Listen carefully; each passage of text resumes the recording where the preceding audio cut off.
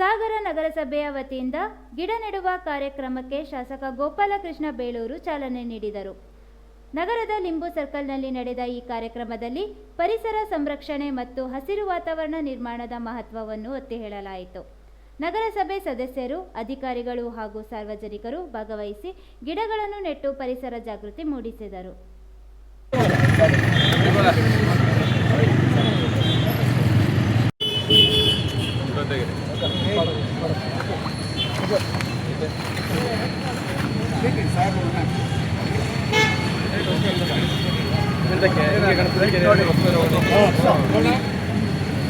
Special ಆಗಿ ಈ ತರ ಶೋ ಬರ್ಲಿಕ್ಕಾಗಿ ಹೊಸ ಲೈಟ್ ಹಾಕ್ಸಿದ್ದೀವಿ.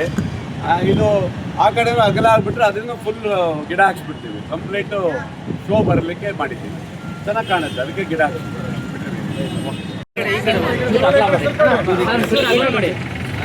ಆಮೇಲೆ ಸರಿ ಮಾಡ್ತಾರೆ.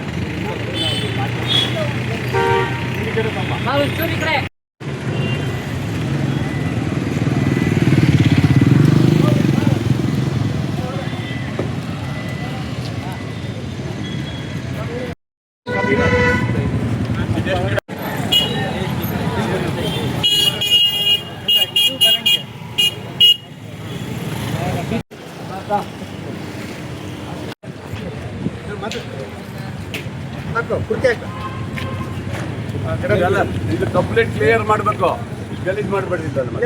ಪೂರ್ತಿ ಮಣ್ಣು ತೆಗೆದು ಹಳೆ ಮಣ್ಣು ತೆಗೆದು ಪೂರ್ತಿ ಹೊಸ ಮಣ್ಣು.